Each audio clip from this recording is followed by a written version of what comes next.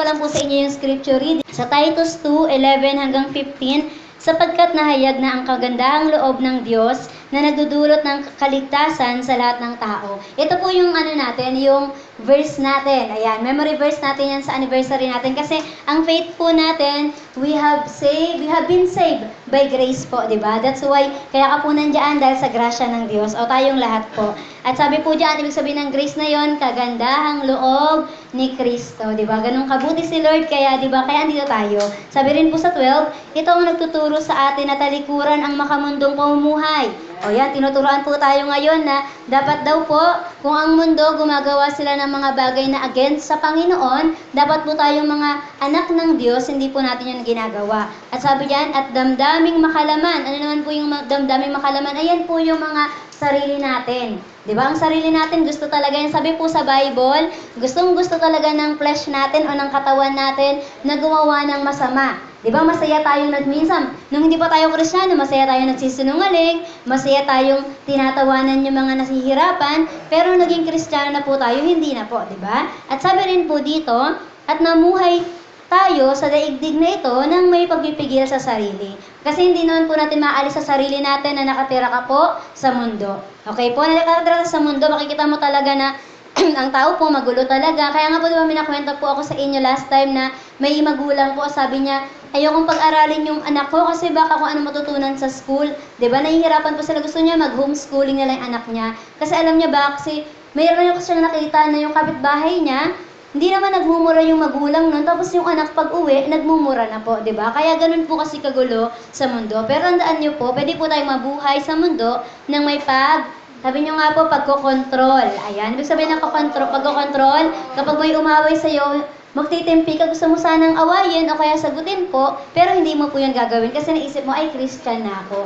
Dapat maging matino ako. At sabi rin po dito, sa kasunod, matuwid at karapat dapat sa Diyos. Kasi sino lang daw po ang pupunta ng langit? Silang mga sumusunod sa Diyos. At sino lang yung mga sumusunod sa Diyos? Ang gumagawa ng mga matutuwid na bagay. 13 po, sabi diyan, habang inihintay natin ang pinagpalang araw na ating inaasahan. Ito po yung pagdating natin ng langit. Kaya po tayo nag-isimbahan, hindi po para masayang lang. Nawa po, dumating tayo sa punto, kasi nalulungkot po talaga ako. Kasi may mga nakilala po kami na dati nag-isimba po, tapos nawala na po sila, yung tuluyan na po namin di nakita. Kaya buti na lang po, yung bawat isa sa atin, nagpapakita pa din, di ba? Yung bawat isa sa atin, nandyan pa rin po. Kasi nawa po, yung talagang yung sasabi dito na, yung inaasahan po nating langit, talagang makikita lang daw po yun ng mga tapat hanggang wakas. Okay ba? Yun yung sabi sa Bible, ang maliligtas lang po ang mga tapat hanggang wakas. Hindi daw po ang basihan kung nung kabataan ka, active ka, pero nung tumanda ka, hindi na po. Kundi ang basihan, bata pa lang active na, di ba si Jerwin, bata pa lang active na, hanggang pagtanda dapat. Ayan, sabi rin po dito, ayan, ang kaluwalhatian na ating dakilang Diyos at tagapagligtas na si Hesukristo. 14, sabi diyan, na naghahandog ng kanyang sarili upang palayain tayo sa lahat ng kasamaan at linisin tayo upang maging kanyang sariling bayan na masigasig sa paggawa ng mabuti. Mamaya po magigets natin ano yung sinasabi nito. Tsaka napakaganda po kasi niyan. At sabi po sa last, sa 15, ipahayag mo ang lahat ng ito. Ibig sabihin yan, i-preach po natin, i-share natin. Sabihin mo nga, wag lang sa akin, kundi sasabihin ko din sa iba. Ayan, di ba? Yung marinig nyo po ngayon, wag lang sa atin. Kundi pag uwi mo ng bahay, pag nakita mong alam mong itinuro to, di ba? Ay, ito pala yung sinasabi, ituturo po natin sa iba. At sabi rin po dito, ayan, at gamitin mo ang iyong buong kapangyarihan sa pagpapalakas ng loob at pagsaway sa iyong mga tagapakinig. Ano pong sabi diyan? Una, pagpapalakas ng loob, i-encourage natin ang bawat isa. Pero pangalawa, pagsaway. Sasawayin kapag gumagawa na ng mali, di ba? Kapag nagpaparinig na si pastora na, wag na mag-TikTok, hindi ko lang yan parinig. Kundi gusto ni pastor talaga, ayusin natin ang buhay natin. O pag sinabi ni pastora, wag na mag-inom, wag lang marinig natin dito, kundi gawin talaga natin.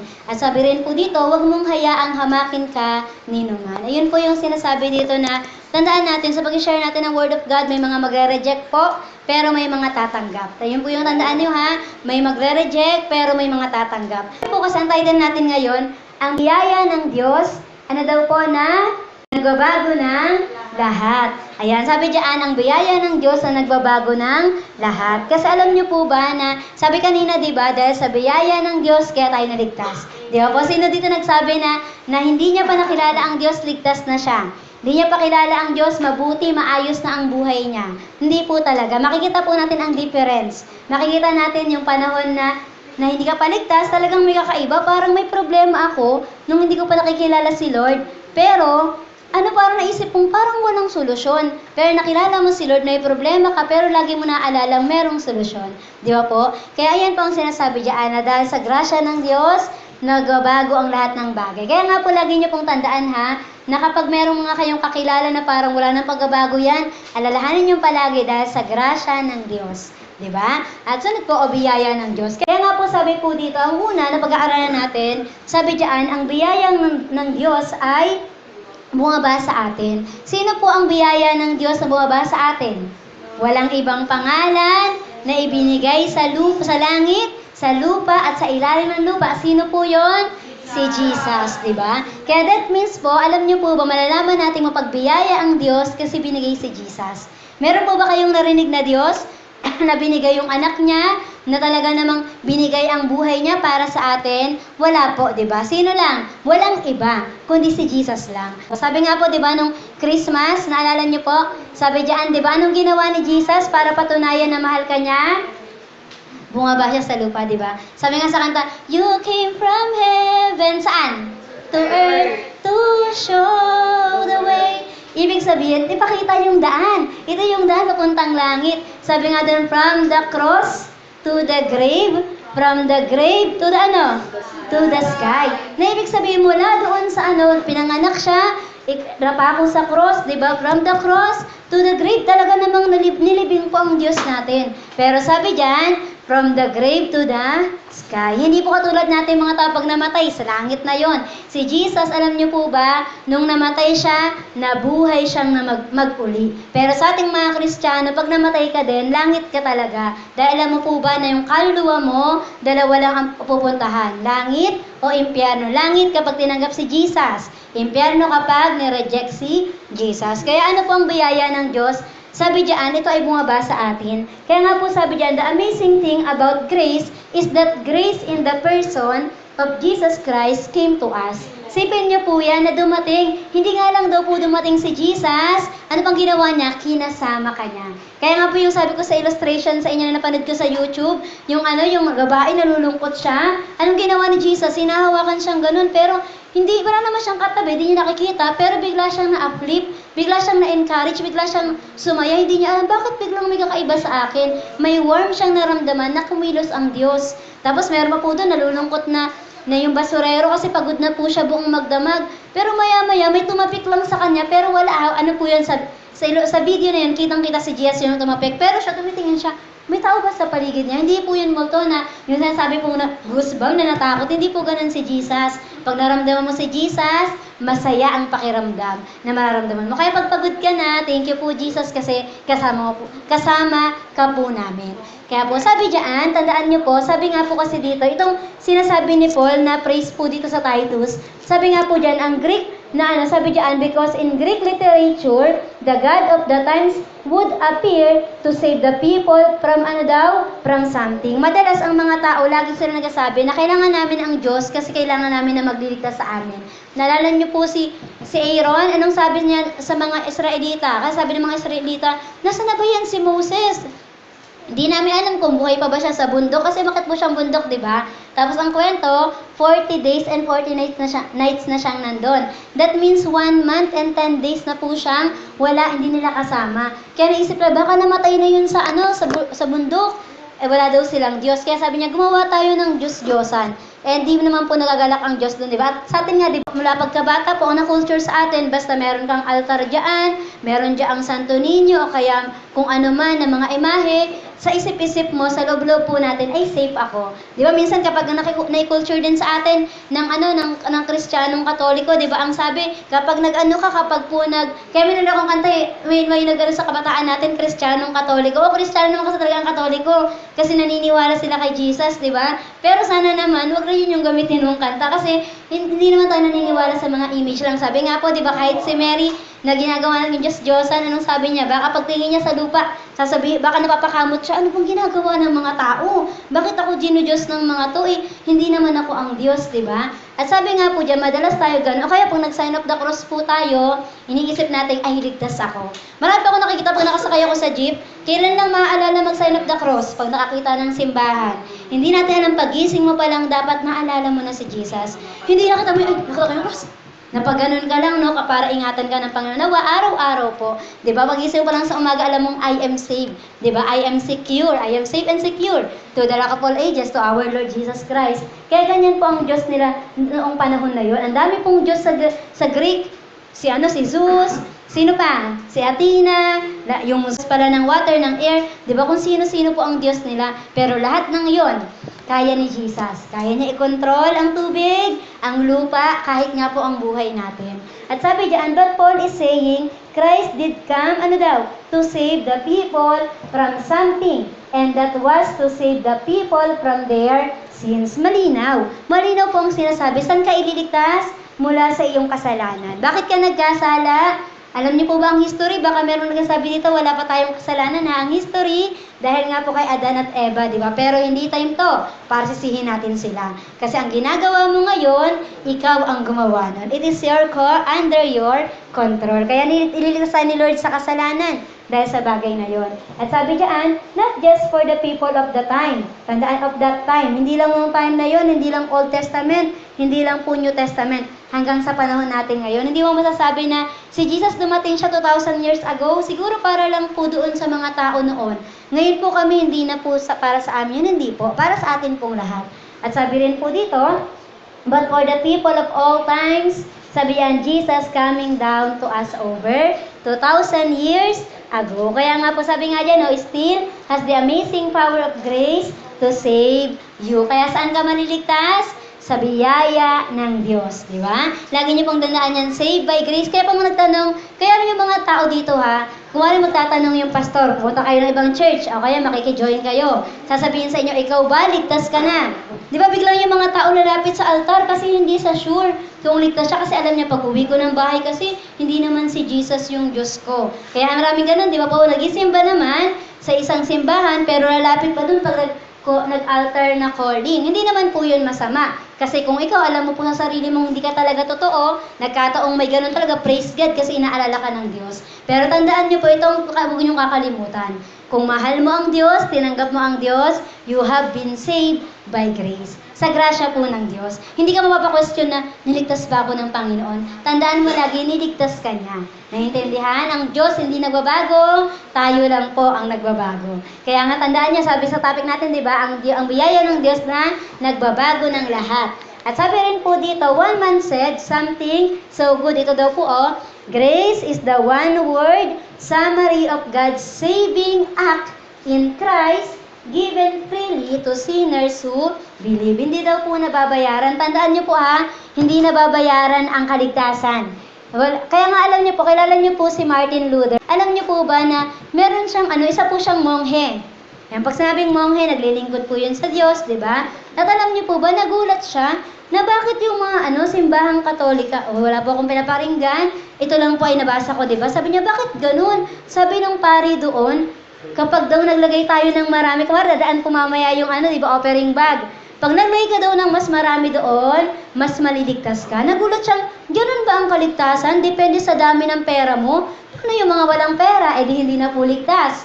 Di ba? Kaya praise God kasi hindi dahil doon. Dahil po sa grasya ng Diyos. Dahil sa ginawa ni Jesus, kaya ka maliligtas. O bakit ka naman nagbibigay po? Kasi ito ay kung ano yung meron ka, ipinapaubaya mo sa Diyos.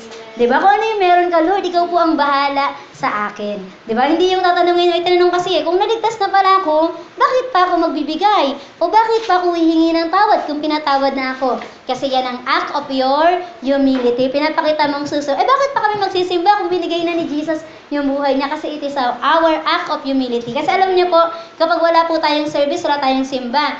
Kung antayin lang natin si Jesus, possible po na kung ano nang gawin mo sa labas, o baka magwarde-warde ka na lang. Ay, antay ko na lang si Jesus. Pero dahil may church, mareremind ka. Ay, may ano pala, ito pala ang ginagawa dapat namin ngayon. Ganun po ha. At sabi rin po dito, and this grace made us more than just save it. Tandaan nyo, hindi ka lang para i-save. Kundi sabi dyan, save, but ano daw? It changes us. Na kapag naligtas ka, ipakita mo yung pagbabago. Hindi pwede yung mamamatay tao na nakilala si Jesus, nagsisimba siya, pero mamamatay tao pa din. Hindi po yun pwede kasi kapag gumawa ka ng masama, maalam mo makakonvict ka sa sarili mo na, ay, masama ito na ko na ginagawa. Kaya alam niyo, ito ang warning ni Pastora, pag nagsisimba ka na dapat, makita si Jesus. Hindi kung kailan pa nagsimba, sumama pa yung ugali. Dati mahinhin, nung nagsimba na, hoy, ano ba kayo dyan? Di ba naging gano'n? Huwag naman po sana. Kailangan nagbabago ng buhay. Okay? Kaya kung totoo kang kung totoo mong nakilala si Lord, nagbabago po tayo. Okay po? Kahit sabi dito paunti-unti. O kahit hindi naman biglaan, basta paunti-unti po, di ba? Pinapabago natin kay Lord. Okay po? At yung dati, palamura ka, pero pag nagmumura ka na ngayon, sinasampal mo na sarili mo, hindi yung pag nagmumura ka ngayon, normal lang. Yung sasabi lang, ang lutong ng mura. Di ko naman po alam paano naging crunchy yung mura, di ba? Pero naririnig ko lang po yun sa mga tao. Parang dapat pag ganung bagay, pag alam mong mali yun, hindi mo nagagawin. O, bawat makonvict tayo sa mga ganung bagay. At sunod po, sabi diyan, ayun yung biyaya ng Diyos. Una. Pangalawa, sabi diyan, sa biyaya ng Diyos, natututo tayong tumanggi at pumili ng tama. O, sino dito alam ang tama at mali? O, sabi sa panuto, sa paano ito, 'di ba? Lagyan ng check kung tama, lagyan ng X kung mali, 'di ba? O ano ang mali doon? Na-identify natin 'yun, 'di ba? Alam mo kung ano ang tama at mali. Pero minsan, kahit mali 'yon, nagagawa pa rin po natin, 'di ba po? O mali ang magmura. Pero marinig mo pa rin ng mga tao, ginagawa po nila 'yon. O mali ang ano yung alam niyo ang tawag doon, yung manglamang. Pero ang ginagawa pa rin ng tao, nang lalamang pa rin sila. Kaya may one time bumili po kami, pinatimbang namin yung binili namin. Sabi ko, kuya, wala ba tong daya Baka may nakaipit dyan, kaya naging 1 kilo na yan Kasi pagkalagay niya, ay, sakto. Talaga nagitinda po talaga siya, kaya gano'n, kaya sakto. Pero yung mga gano'n po, di ba? Kasi yung mga nanlalamang. Kaya sabi niya po, chinek po yan ng natin, ng munisipyo po natin, kaya may nakalagay po doon, certified, chuchu, kung ano man po nakalagay, nalimutan ko na. Basta, ayun po. At sabi diyan, kaya tandaan nyo kapag may sa biyaya ng Diyos, natututo tayong tumanggi, saan? Sa mali, pero piliin ang tama. Ano po ang mali? O, Gian, inuman tayo ngayon. Nagiinom naman yung yung papa mo, inuman na tayo. O, ano sagutin ni Gian? 'Di ba? Hindi po. Hindi po ako nagiinom ng alak, nagiinom lang po ako ng juice, di ba? Kasi marunong siyang tumanggi sa mali. Kasi alam ni Gian, di naman yun, wala naman yung maitutulong sa atin. Pero, di ba, sabi nga po, kahit ginagawa ng marami, huwag natin gagawin. Naintindihan? At sunod po, sabi po dito, in fact, sabi diyan, Paul calls us to say no to ungodliness. Ano po yung mga ungodliness?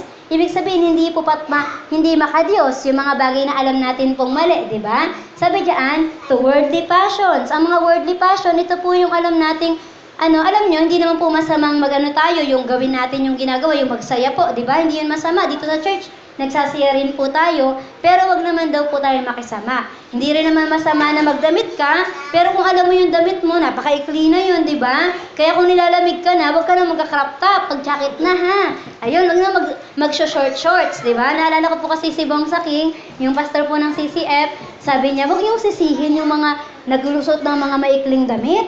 Palalakasan na lang natin yung aircon para lamigin sila. Para next time pagpunta nila ng church, ay di na ako magmamaikli. Pagbalik daw nila, sobrang haba na ng suot kasi nilalamig na. Ayan, sabi nga po dyan, di naman masama yung mga bagay na ginagawa natin. Kung nakita mo kumakanta sa mundo, pwede ka kumanta. Pero wag lang yung inaawit ng mundo. Diba? Kaya kanina, diba, sino dito habang nagpupuri, nakatayo talaga, umaawit o ay tinatamad. Pero pag sayaw sa TikTok, sayang-saya, diba? Dapat hindi daw po ganun. Kung masaya pala umawit, sumayaw, kumanta, gawin mo para sa Diyos. At sabi dyan, man, that's a lot to say no to, isn't it? Tandaan nyo po, pwede kang mag-say no. Kaya nga po tinuturo sa atin dito sa Bible kanina, diba? Sabi nang binasa, matuto kang tumanggi sa masama, pero umuo ka daw sa mga tama. Kaya that means, kung alam mong mali yun, say no. Kaya nga sa amin, alam namin na, ay hindi po kami mamamasyal ng Sunday. Kasi po nagisimba po kami. Alam na yun, sa amin pong pamilya dati po, yung pamilya po namin, dahil di naman po lahat sila kami Kristiyano,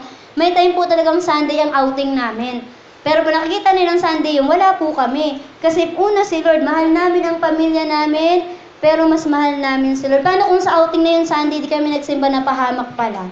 Diba? Kasi Sunday Pero pwede naman sanang umalis ka, o sige, muna ako, simba muna ako ngayong umaga, o sa hapon mamasyal na, pwede. Diba po? At least inuna mo ang Panginoon. Ganun pong palagi. Kaya po sa amin, ang nire-request namin, na lang po, Friday o kaya Saturday, ganun. Ganun din po sa trabaho. Kung alam mong Sunday yon, ay hindi ko po kaya magtrabaho Monday to Sunday, di ba? O pwedeng Monday to Saturday, pwede na yan, kung wala talaga. Pero much better kung Monday to Friday nga po, para may pahinga ka talaga. Pero tandaan nyo, ang Sunday, nakaset para sa Panginoon. Sabi dito, because there is a lot of ungodliness, a lot of worldly passion. Sarami talagang yung talaga, yung mga bagay na makikita natin, ginagawa naman po ng mundo yun, baka pwede ko nang pong gawin. Tandaan nyo, hindi po nating lahat. Sabi dito, we must learn in this Christian life to say no. Sabi nyo nga po, no.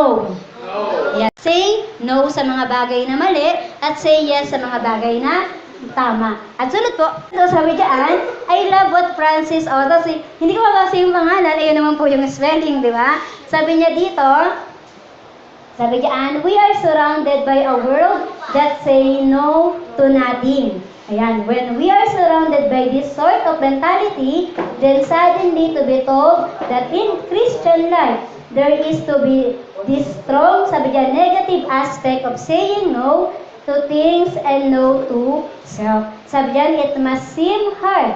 If it does not feel hard to us, we are not really letting it speak to us. Meron po kasi mga pagkakataon sa buhay natin na hindi po kasi ako makatanggi. Meron pong ganun akong kilala, sabi, inaya po kasi ako nung kaibigan ko, di ako makatanggi. Kaya kung ganun daw po iniisip natin, yung pag-say kasi ng no, parang ang negative, parang ang pangit. Kaya kahit naman alam niyang mali, umuo pa rin po siya. Uy, samahan mo naman akong pumunta sa mall kasi kailangan talaga namin bumili. Importante ito o kaya kumari may sakit o meron, basta alam nung napaka-urgent po talaga. Kahit alam niya pong Sunday yon, pero sabi niya, di po kasi ako makatanggi. Diba? Kaya minsan may ganun po sa atin na sasabihin sa'yo, magsinungaling ka. Sabihin mo, ito yung ganyan, ganyan. Mag-yes ka na lang kahit alam mong mali. Kaya tandaan niyo po, hindi masamang magsabi ng no kung alam niyo pong ikakapahamak niyo po. Diba? Baka may kaibigan ko, sabi, tara, magnakaw tayo doon. O, di ka makatanggi, di ba kayo sinamahan mo? Mali naman po yun. Say no sa mga bagay na ganon. Kaya daw po magkaroon ng mentality na ganon. Kundi isipin mo palagi, minsan nga daw po, ang pag-say ng no, helpful pa siya. Kasi iniisip mo na, kaya mo pala siya hindi tinanggihan, kasi pwede pa lang siya, kaya niya palang gawin yon on her own or on his own ng much better.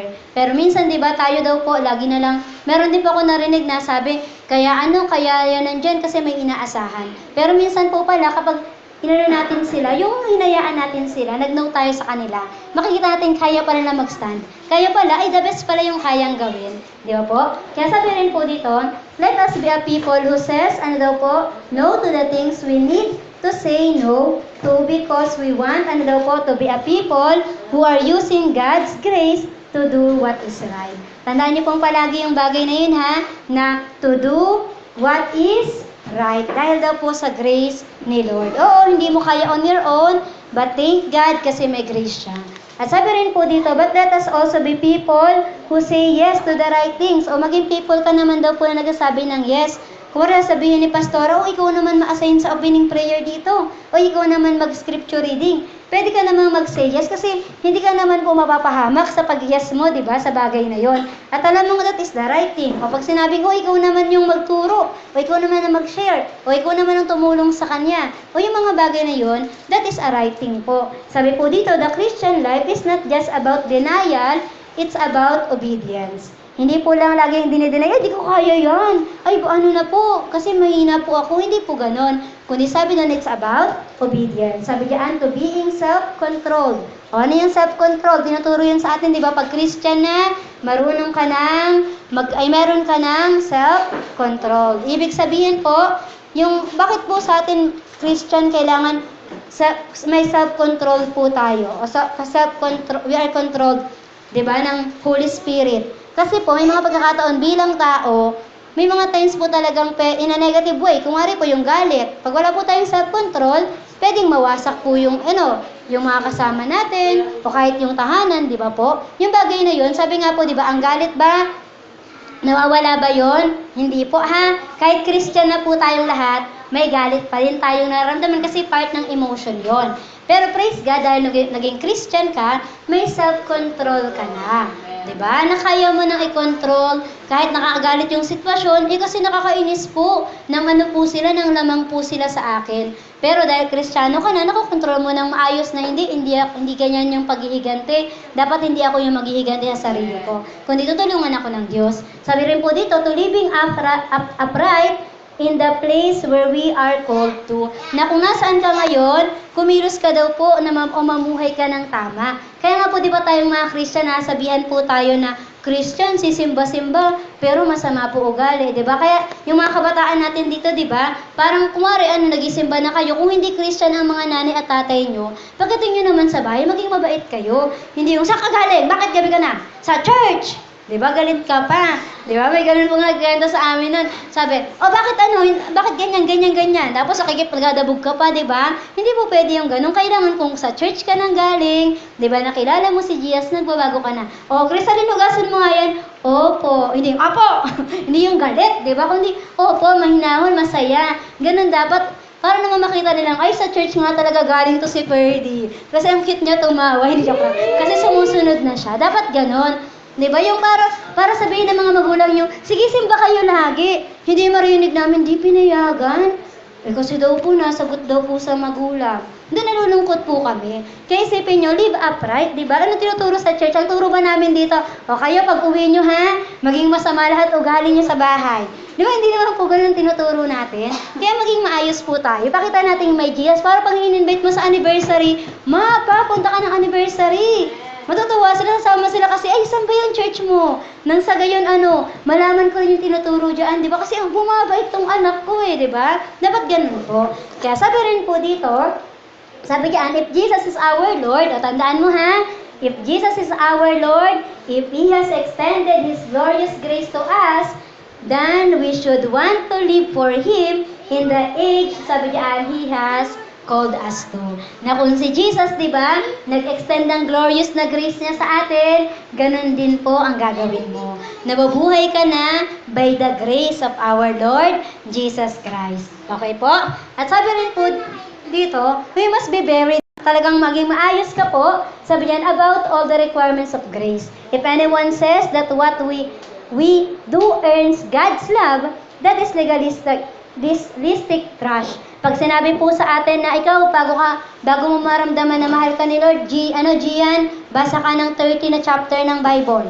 O Michael, kung gusto mo maramdaman mo na pag mahal ka ng Diyos, mag-pray ka. Kailangan 10 hours sa isang araw, di ba? Hindi po ganun. That is legalistic. Kaya dito sa church, kahit na nakikita ko, ay, mali, sa akin yung pagdadamit kasi ang sexy, kahit ganun po, hindi ko sabi, bawal yan sa church, uwi ka na sa inyo, bawal ka dito. Hindi tayo legalistic.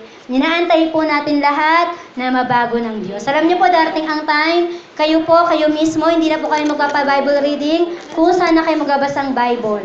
Di ba, alam niyo po yung testimony ni Tony Gonzaga? Sabi niya, di ba, mula na na-open ko ang libro na to, hindi ko na to sinara. Sabi niya, noong kabataan ko, sabi ng tatay niya, anak, bago matulog, babasang Bible. Sabi niya, niloloko niya lang ang tatay niya nung bata siya. Ito po nabasa ko. Pero nung naging 13 years old na siya, pumasok siya ng showbiz. Nakita niya na ito pala ang totoong buhay. At nung binabasa niya na yung Bible, natutunan niya na o nakayanan niya ng matuto ng maayos o mamuhay kung ano ang meron sa mundo na hindi nakikigaya sa kanila dahil daw po yung Bible na yon ay yung nagbigay na totoong buhay sa kanya. Diba? Kaya po may mga pagkakataon dito sa church, Bible reading lang yan. Parang feeling nyo, kinukulit kasi kami, kaya kami nagbabase. Pero pag dumating ang time, natutunan nyo na yan, normal na yan sa inyo. Makikita nyo ang laking tulong pala ng Bible sa akin. Kaya tingnan nyo siya, diba? Successful yung buhay niya. Nakita naman talaga po natin na talagang maayos naman talaga siya sa mga interview niya po, di ba? Kaya nakakatuwa kasi ganun po, dahil po yun sa Bible. Okay? At sabi rin po dito, dahil si Lord po mismo. Kaya tandaan nyo ha, legalistic trust yan kapag iniisip mo, kaya kong i-earn yung love ni Lord. Sabi po sa amin, lagi itong tinuturo itong katotohanan, wala kang maganda o masamang ginawa para mahalin ka ng Diyos. Minahal ka niya kung sino ka man. Maging mahal kita, maging sino ka man. Ayun ang sabi ng Diyos sa atin. Pero habang minamahal ka ng Diyos, o tandaan nyo naman to, kaya yung kantang yun na mahal kita, maging sino ka man. Diba to, nalimutan ko na. Nung bata pa ako nun eh. Pero yun, di ba? Yung nagsabi nun, sinabi niya dun sa mga pangasawa niya, mahal kita, maging sino ka man. Nung nakita na ang takaw kumain na, meron mo kasi bang saking sabi niya, ang hinhin ng nililigawan, hindi makabasag pinggan. Nung napangasawa na, nagbabasag ng pinggan. Di ba? Nakasandal daw yung paa dun sa mesa. O, kain na, kain. Ganun na daw po. Kaya sabi niya, hindi ko masabi yung mahal kita, maging sino ka man. Di ba? Kasi, hiniwalayan na kasi nakita itong ugali. Pero alam niyo po tayo, nakita ni Lord yung totoo nating ugali. Ay, itong anak kong maldita talaga ito eh. Pero di ba, mahal pa rin tayo ng Diyos. Pero dahil habang minamahal tayo ng Diyos, sabi po ng kanta, His goodness or kindness lead us to repentance. Napakabait ng Diyos. Kaya yung kasama ng ugali ko, nababago na, ganun daw po tayo dapat. At sabi po dito, if anyone desires standards for us to follow that cannot be, sabi diyan, proven from the scripture or from scripture, that is the rubbish, ano daw po, of Pharisaicism. Ano pong ibig sabihin yan? Kung iniisip mo lang palagi na yung alam niyo po yung mapagpanggap lang, yung may hawak ang Bible, banal-banalan, nangyayari daw po, ganun lang yung nangyayari sa'yo, parang mga pariseyo. Pero hindi po dapat ganun. Dapat makita ang pag-ibig ng Diyos sa'yo. Kaya sabi yan, but if anyone says that it does not matter to God or His people what we do, that is selfish naman. O isipin nyo, ang dami tinuturo sa atin, di ba? Ay, kahit mahal pala ako ni Lord, kahit maging sino ako, sige, magiging barumbado na ako. Hindi naman daw po yan maganda kasi selfish naman po yan. Di ba? Kasi, oo, mahal ka ni Lord, maging sino ka man o ano man. Sabi nga, di ba, He loves you for who you are. Ganun ang Diyos sa atin or what you are. Pero sabi naman dito, wag naman ka naman maging selfish. Ipakita mo naman na kung minahal ka ng Diyos, magbago ka na. Nang sa gayon makita ng mga tao, alam nyo, tuwing pong gumagawa ka ng mabuti, tuwing mas pinipili mo ang magandang bagay, nagsiserve ka po pala sa iba. Diba? Isipin nyo po yan, nakakapag-ano ka pala, nakakapag-serve ka sa kanila, na isasama mo pala sila kay Jesus kasi nakikita nilang totoo ka sa Diyos. At sabi rin po dito, unbiblical and damaging to the gospel of our Lord. All about us are those who are enslaved to the evil of this world. Minsan, madaling gumawa ng masama, mahirap gawin yung mabuti, di ba po? Minsan sa pagtatrabaho, pag-aaral, madaling umabsent. Pag pumasok, ang hirap. Parang ganun daw po yan sa atin. Na minsan, ang hirap naman gumawa ng mabuti sa taong gumawa sa akin na masama. Pero tandaan nyo po, dapat hindi daw po ganun. Ipakita natin yung standard ni Jesus. Anong sabi ni Jesus sa Bible? Pag sinampal ka, anong sabi niya? Ibigay mo pa yung kabila mo daw na pisngi. Diba? O kapag binalakad ka ng ng 1 milya, ano gagawin mo daw? Maglakad ka pa ng 2 milya. Kaya ibig sabihin po, nang ganun yung kabutihan na gumawa siya ng mali sa'yo, pero ginawa mo ng mabuti. Kaya meron pong joke sa amin si Bishop, yung Bishop po namin sa Sandalite, o pag binato ka ng tinapay, anong gagawin? Ay, ng bato? Bato ka na. Pag binato ka ng bato, anong gagawin mo? Batuhin mo daw ng tinapay. Di ba? Sabi pa ni Bishop na sa garapon para matigas. Di ba? Pero sa atin, ang turo niya, pero joke niya lang. Yun yung turo niya po. Pag binato ka ng bato, abutan mo ng tinapay. Yung merong palaman. Di ba? Nang sa gayon, talaga namang ay the best to. Di ba? Ganun daw po. Kaya isipin niyo palagi, laging dahil sa grasya ng Diyos. Kaya di ba magulat yung mga tao, masama ugali niyan, mabuti na siya. Ano sabihin mo? By the grace of God. Dahil sa grasya ni Lord, dahil sa biyaya ng Diyos. Diba? At sabi rin po dito, pangatlo, namumuhay tayo, pakibasa nga po kayo naman. Namumuhay tayo ayon sa biyaya ng Diyos, habang naghihintay sa muling pagparito ni Jesus. Ayan, sabi po, diba namumuhay ka dahil saan? Sa biyaya ng Diyos, habang inaantay natin. Kasi alam nyo po, kung wala pong biyaya ng Diyos, lahat tayo pagod na po tayo eh. Ay, nakakapagod naman antayin si Jesus. Nung 1 year old ako, nasa church na ako. 50 na ako, wala pa si Jesus. di ba po? Pero alam niyo po, bakit ka makakapag-antay hanggang 70, 80, 90 kung di pa darating o nawa, dumating na talaga ang Diyos dahil po yun sa biyaya niya. Dahil sa hanggang inaantay mo yung grace ni Lord, talaga namang may pag-asa ka na darating babalik ang Diyos. Di ba po? At sabi po dito, waiting on the Lord, ano pong sabi, helps you to live out God's grace. Kaya nga pong turo sa amin, while waiting, maging masipag. Huwag kang maging wantamad na hinog na yung bunga, inaantay niya pang mahulog sa bibig. Sumakto pa yung bibig niya doon kung nasan yung bunga. Pwede naman niya sanang pitasin at kainin. Dapat ganun din daw po tayo. Huwag mo sabing, naghihintay ako kay Lord, pero walang ginagawa. Ano ang ginagawa naman nag-aantay kay Lord? Gumagawa ng para sa Panginoon. Ganun totoong nag-aantay po kay Lord. At sabi po dito, just like Jesus came at the perfect time when no one expected it. Isipin niyo po sa panahon, sabi po kasi ng Bible, Malakay, di ba po, ang last na book sa Bible, sa Old Testament. O ngayon, sa Malakay na po na yun, o sa mga minor prophets, hindi po nangungusap ang Diyos doon sa lahat ng tao. Isang lang po, propeta ang kinakausap ng Diyos. Tapos, tuwing magasabi pa yung mga propeta, mga warning. Paano kung si Jasper ako kausap niya, lagi ko sabi, Jasper, dahil masama ka, mamamatay ka na. Diba? Ganun yung lagi na, wag naman sana, diba? Pero alam nyo, ganun yung lagi narinig nila, laging may warning, lagi na lang may parusa. At yung last nga po ng Malakay, nakalagay doon, curse yung nakalagay na word. At isipin niyo po, walang na nag-expect, may magliligtas ba sa amin? Kaya dumating yung time, sa Matthew 400 silent years. Isipin niyo, ganun katagal tayo, 20 days lang, parang walang Diyos wala pa kumakain hanggang ngayon O kaya, minsan, 3 buwan ka parang walang trabaho. O kaya, 1 taon ka parang walang trabaho. Isipin mo, parang walang Diyos, di ako napapakinggan Yun nga, 400 years po. Isipin niyo yun, 400 years na darating po ba si Lord? Pero sabi diyan, kapag di mo ina-expect, di ba, dumating si Lord. Dahil saan? Sa grasya po ng Diyos. Alam niyo po, ang Panginoon, nakatingin siya sa atin palagi. Hindi po ang Diyos nalingat yung mga mata ng Diyos sa atin. Lagi niya po tayong inaalala. Kaya nga po tandaan niyo, sabi diyan, so, will He come again, and who is coming is truly great. Kaya huwag niyo pong isipin na bata pa lang kami po, pastora, narinig ko na pong darating si Lord. Ngayon po, ganito na po yung edad ko, hindi pa rin po dumating si Lord. Tandaan niyo, 400 silent years bago dumating si Jesus, pero dumating.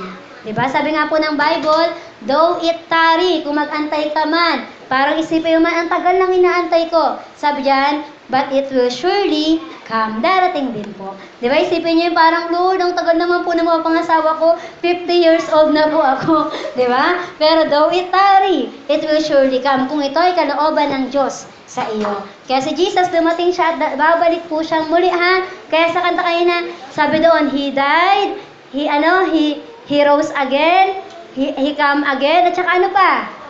He reign, di ba? He will reign sa mga buhay natin. Darating ang time si Lord na po ang magre-reign sa ating lahat.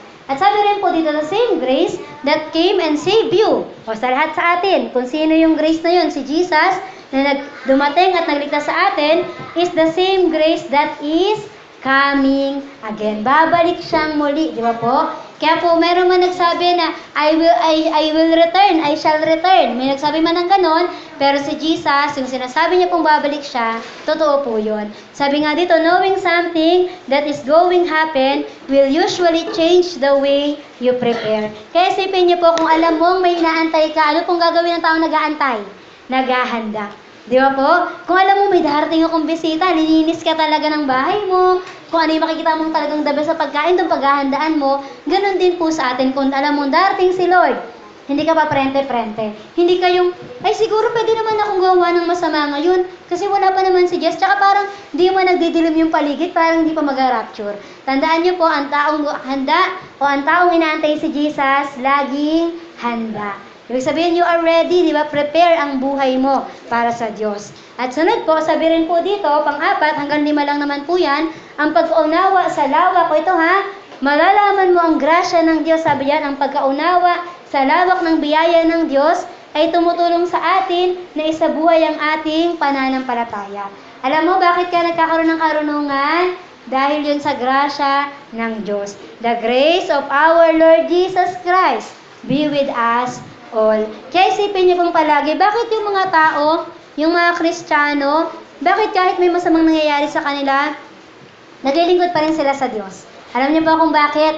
Dahil sa biyaya ng Diyos. Walang talino ng tao, walang runong po ng tao na na kayang malaman yung bagay na yan. Dahil po sa grasya ng Diyos. Kaya isipin niyo po, dahil sa grasya ng Lord, kaya po tayo nananampalataya. Kaya kung tayo lang po, kung sarili lang po natin, pwede tayo umalis eh. Kung ito pong paglilingkod natin ngayon, pwede kang mawala sa Diyos kung wala yung grasya niya. Pero thank God, kasi kaakibat ng name ni Jesus na save, kasama ang grace doon. Naintindihan? Kaya po sabi po dito, God, the creator of all things, gave Himself up for us. Isipin niyo po, binigay ng Diyos para sa atin. He gave Himself, for us. Kanino niya binigay ang sarili niya? Para sa iyo.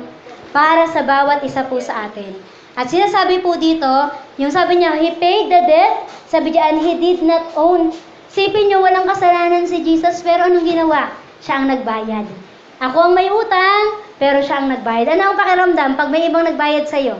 Di ba ang saya po? Di ba parang, uy, ako na ba? Ako libre na kita. Di ba ang saya? Ganoon din po si Jesus, hindi naman siya dapat mahirapan, pero siya ang naghihirap. Sabi po dito, I owe the debt. Sabi diyan, I could not pay. Hindi ko binayaran yon. Kaya nga po yung mga nakita nating post, yung ang dami-dami mong binili, tapos nakalagay doon, 0. 0 na lang po yung babayaran kasi binayaran na po ng Diyos. Ang dami mong kasalanan, pero 0 na lang dahil po yun sa grace ni Lord. At sabi diyan, that's the reality. The richest man in the world could not purchase what Jesus purchased for us. Kaya nga po sabi ko sa inyo, di ba? Yung mga mayayaman, bumibili sila ng mga lupa, kayamanan sa mundo, pero pagdating po ng pag namatay sila, ano lang po ang kailangan nila? Kapirasong lupa. Ililibing ka sa kapirasong lupa po, di ba? Tapos ano mangyari sa yaman mo? Wala na. At ang mahirap po, anong sabi tuturo sa atin dito? Ang mahirap, saan kaya pupunta ang kaluluwa natin? Di ba? Kaya isipin niyo po yung ganun. Pero si Jesus, di ba?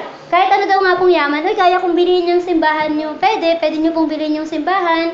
Pero kahit kailan pwede mong bilhin yung pastor, kung yun, hindi siya naalagaan, tsaka talaga mukhang pera yun. Pero isipin niyo, si Jesus hindi niyo po kayang bilhin. Si Jesus hindi niya siya kayang dayain.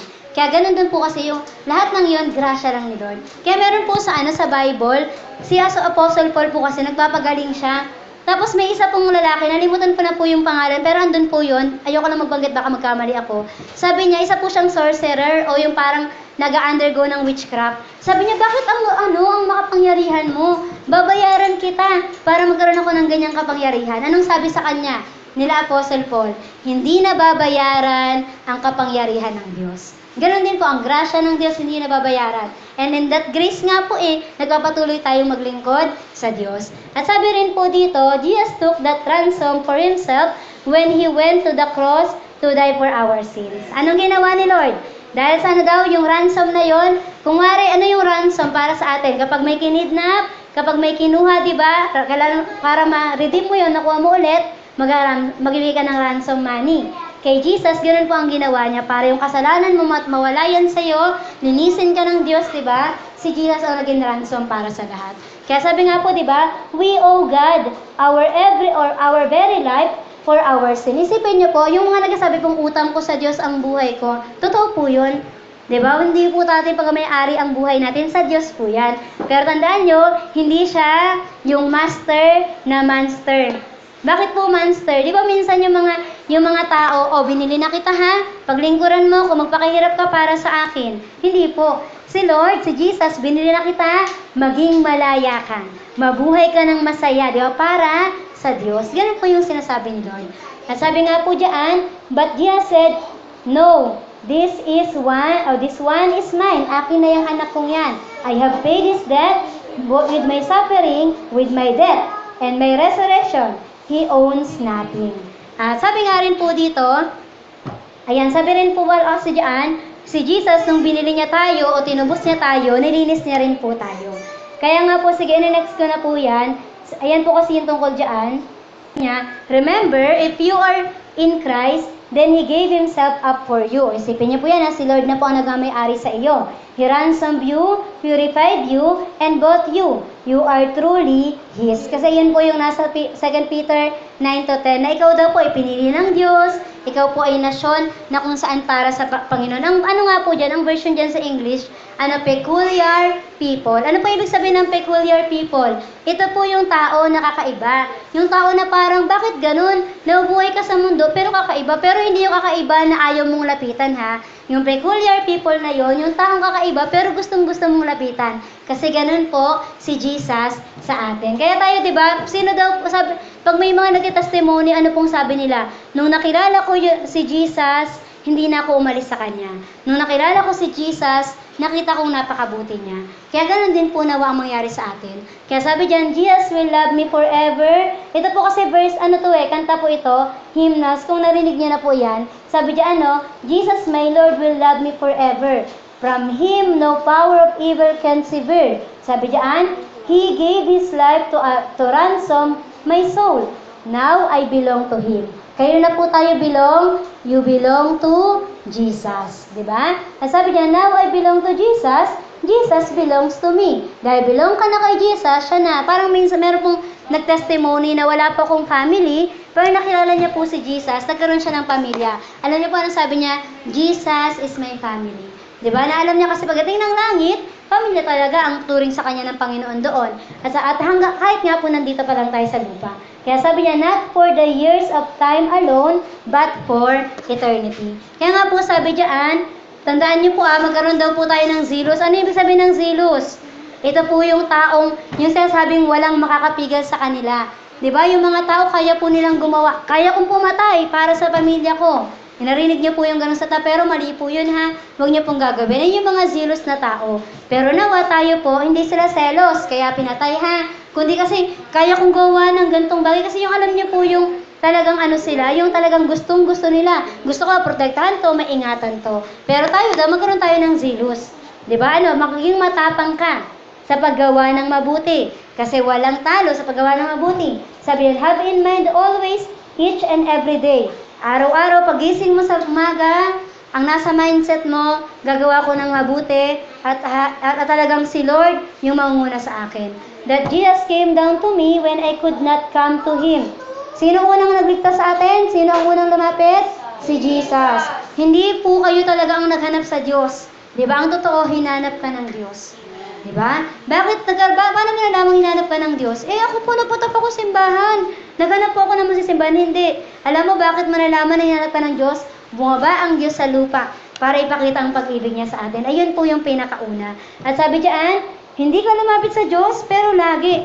Kaya nga po pag nagka-campus kami noon, lagi ko pong sinasabi, hindi po ito aksidente. Hindi aksidente na may napuntang pastor doon sa lugar nyo, may napuntang leader doon o Kristiyano na nag-share sa'yo, kasi meron pong hinahabol ka po ng pag-ibig ng Diyos. Sabi diyan that He gave me this grace to ability to say when I need to say yes. Kailan ka mag-yes?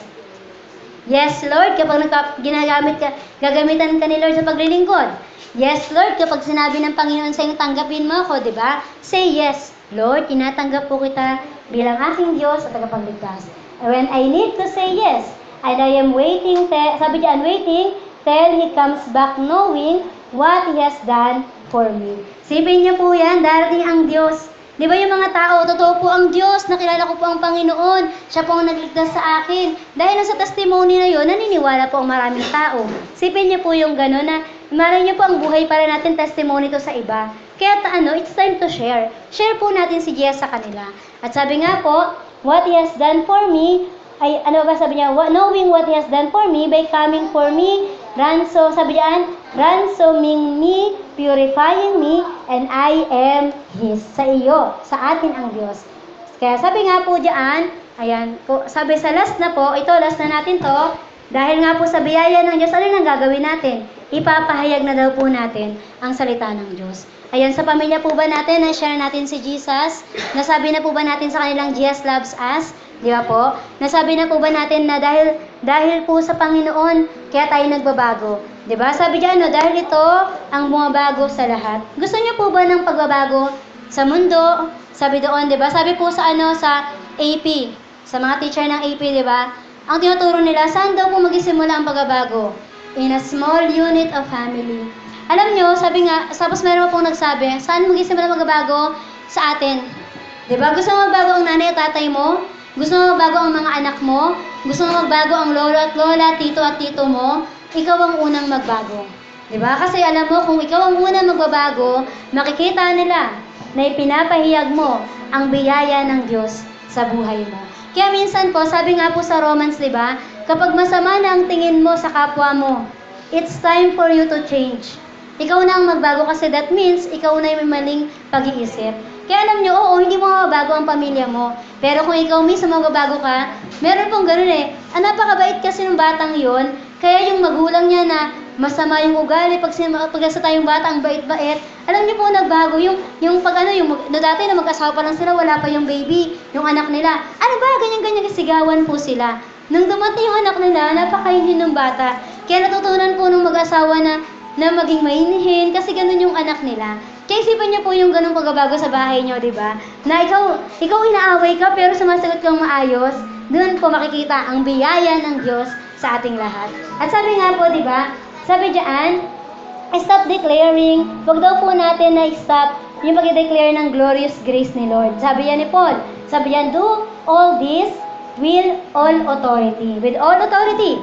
He wants Titus to preach what is right and let no one come in between him the message. Wag po tayong magpapa-under sa mga tao kung ano man sabihin nila, magpa-under ka kung ano man sabihin ni Lord sa iyo. Sabi ng tao, ganito ka. Sabi ng Diyos, ganyan ka. Diba? Sabi ng tao, ito lang kaya mo. Sabi ng Diyos, ito ang kakayanin mo. Diba? Sabi diyan, the right message that comes only from the Word of God. Huwag po kayong humiling ng message sa mga tao. Maganda naman sabihin mo sa akin. Lagi na lang ang pangit eh, diba? Magbasa ka ng Bible, ang ganda po ng plano ni Lord sa atin. Sabi kasi ng Bible, diba? For I know the plans for you. Plans to prosper you and not to harm you. Plans to give you hope and a future. Ganun ang plano po ni Lord sa atin. At sabi niya, remember what He has already said to Titus. Sabi diyan, must be a pastor. Sabi diyan, must be. Lahat tayo pastor po eh. Hindi lang ako yung pastor dito. Pag sabi po kasing pastor, dinedeclare mo yung Word of God. At sa buhay mo, pwede mo i-declare ang Word of God. You can be a pastor in your family. You can be a pastor sa mga workmate mo, sa mga katropa mo po sa labas. Paano? By saying Jesus, by saying the grace of God sa buhay mo po. Kaya tandaan niyo pong palagi, you must have a strong belief. Sabi niyan, in the trustworthy message he was taught, then he will be able to encourage others. Alam niyo po, tinuturo sa atin ha, encourage one another, rebuke one another, love one another, pray for one another. Ganyan pong palagi. Kaya sabi nga po dito, ayan. Kaya tandaan niyo po ito, hindi ko na po yan sabihin. Kaya sabi dito, that is the wonderful grace of Jesus. Greater than all my sins. Sabi, tunuro po sa amin, gano'ng kalaki ang kasalanan mo. Ayoko po, bata pa lang po eh, hanggang tumanda ako, makasalanan ako. Piling ko po kasing laki ng barko ang kasalanan ko.